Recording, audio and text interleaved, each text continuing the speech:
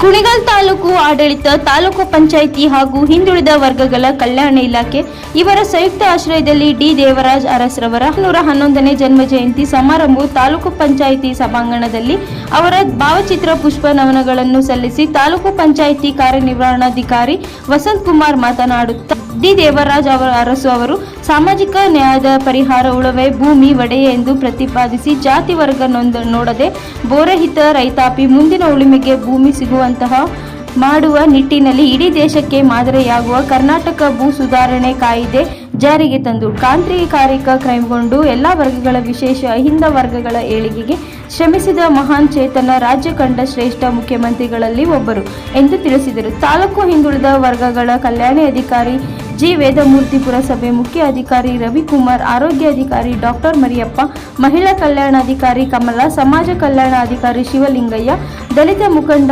ವರದರಾಜು, ಸವಿತಾ ಸಮಾಜದ ನಾರಾಯಣ ಸ್ವಾಮಿ, ಕುಮಾರ ವಿಶ್ವಕರ್ಮ, ಬಿಸಿಎಂ ಇಲಾಖೆ ಶ್ರೀನಿವಾಸ್, ಮಾಯಣ್ಣ ಉಪಸ್ಥಿತರಿದ್ದರು. ಹಿಂದುಳಿದ ವರ್ಗಗಳ ಪ್ರತಿಭಾವಂತ ವಿದ್ಯಾರ್ಥಿಗಳನ್ನು ಸನ್ಮಾನಿಸಿ ಗೌರವಿಸಲಾಯಿತು. ವರದಿ ಎಚ್ಎಂ ಅಶೋಕ್, ಕುಣಿಗಲ್.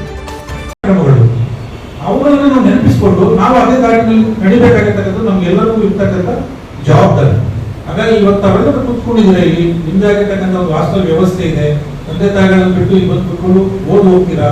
ಇದಕ್ಕೆಲ್ಲ ಅವಕಾಶ ಕೊಟ್ಟಿರ್ತಕ್ಕಂಥದ್ದು ಯಾವ್ದಪ್ಪ ಅಂದ್ರೆ ಅವ್ರು ಹಾಕೊಂಡಿರ್ತಕ್ಕಂಥ ಹಿಂದುಳಿದ ವರ್ಗಗಳ ಕಲ್ಯಾಣ ಇಲಾಖೆನ ಸ್ಥಾಪನೆ ಮಾಡಿದಂಥವ್ರು ದೇವರಾಜ ಅರಸು.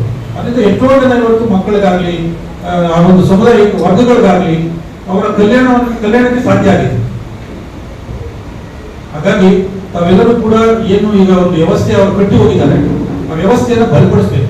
ಇವತ್ತು ದಿವಸ ನಾವು ವಾಸ್ತವದಲ್ಲಿ ನೋಡಿ ಗಮನಿಸ್ತಾ ಇದ್ದೀವಿ. ಈಗ ನಾವು ಪ್ರತಿ ಸರಿ ಫಲಿತಾಂಶ ಬಂದಂತ ಸಂದರ್ಭ ವಿಶ್ಲೇಷಣೆ ಮಾಡಿದಂತ ಸಂದರ್ಭದಲ್ಲಿ ಊರಿಂದ 50 ಕಿಲೋಮೀಟರ್, 60 ಕಿಲೋಮೀಟರ್, 30, 40 ಕಿಲೋಮೀಟರ್ ಟ್ರಾವೆಲ್ ಮಾಡ್ಕೊಂಡು ಓದ್ತಕ್ಕಂಥ ವಿದ್ಯಾರ್ಥಿ, ನಿಮಗೆ ವ್ಯವಸ್ಥಿತವಾದಂಥ ಹಾಸ್ಟೆಲ್ ಇದೆ, ಬೇಕಾದಂತ ಬಿಸಿಲಿನ ವ್ಯವಸ್ಥೆ ಇದೆ, ಕೂತ್ಕೊಂಡು ಹೋಗ್ಲಿಕ್ಕೆ ನಿಮಗೆ ಓದ್ಲಿಕ್ಕೆ ಒಂದು ಏನು ಪರಿಸರ ಬೇಕೋ ಆ ಪರಿಸರನ ಒದಗಿಸ್ಕೊಡ್ಲಾಗಿದೆ. ಆದ್ರೆ ಫಲಿತಾಂಶವನ್ನ ನಾವು ಗಮನಿಸಿದ ಸಂದರ್ಭದಲ್ಲಿ ಎಲ್ಲೋ ಒಂದ್ ಕಡೆ ನಮಗೆ ಬಹಳ ನೋವಾಗ್ತದೆ. ಅಷ್ಟು ಕಷ್ಟಪಟ್ಟು ಓದ್ತಕ್ಕಂಥ ಮಕ್ಕಳು ಅವರು ಸಾಧನೆ ನಿಮ್ಗೆ ಎಲ್ಲ ವ್ಯವಸ್ಥೆಯನ್ನು ನಾವು ಕಲಿಸ್ಕೊಟ್ಟಿದ್ವಿ, ಸರ್ಕಾರ ಕಲಿಸ್ಕೊಟ್ಟಿದೆ. ಸೊ ತಾವು ಮುಂಚೂಣಿಯಲ್ಲಿರ್ಬೇಕು, ಮಾದರಿ ಆಗ್ಬೇಕು. ಸೊ ಆ ನಿಟ್ಟಿನಲ್ಲಿ ತಾವೆಲ್ಲ ಮಾಡಬೇಕು. ಈಗಾಗಲೇ ಅವ್ರು ಹೇಳಿದ್ದಾರೆ, ಈ ಒಂದು ವಯಸ್ಸು ಮತ್ತು ನಿಮ್ಮ ಒಂದು ಏಜ್ ನಲ್ಲಿ ಹಲವಾರು ರೀತಿಯಾಗಿರ್ತಕ್ಕಂಥ ಬರ್ತವೆ. ನಿಜ, ಒಂದು ಈ ವಯಸ್ಸಿನ ಹುಡುಗಾಟ ಆದ್ರೆ ಬೇರೆ ವಯಸ್ಸಿನ ಹುಡುಗಾಟ ಆದ್ರೆ ಸೆಕೆಂಡರಿ ಆಗಬೇಕು. ನಿಮ್ಮ ಮೊದಲ ಆದ್ಯತೆ ನಿಮ್ಮ ಶಿಕ್ಷಣ ಆಗಬೇಕು. ಕನ್ನಡದ ಭಾಷೆಯಲ್ಲಿ ಇದ್ರ ಬಗ್ಗೆ ಒಂದು ಫಿಲಮ್ ಕೂಡ ಬಂತು. ಅದನ್ನ ನೋಡಿದವರಿಗೆ ಬಹಳ ಚೆನ್ನಾಗಿ ಉಳುವನೆ ಒಡೆಯ ಅಂತ ಏನು ಅಂತ ಅರ್ಥ ಆಗಿರ್ತದೆ.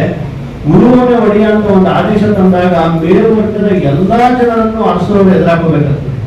ಆದಾಗ್ಯೂ ಸಹಿತ ಬಡವರಿಗೆ ಅನುಕೂಲ ಆಗ್ಬೇಕು, ರೈತರಿಗೆ ಒಳ್ಳೇದಾಗ್ಬೇಕು ಅಂತೇಳಿ ಉಳುವನೆ ಒಡೆಯನ ಅಂತ ಒಂದು ಆದೇಶವನ್ನ ಅವರು ಮುಖ್ಯಮಂತ್ರಿ ಅವಧಿಯಲ್ಲಿ ಮಾಡ್ತಾರೆ.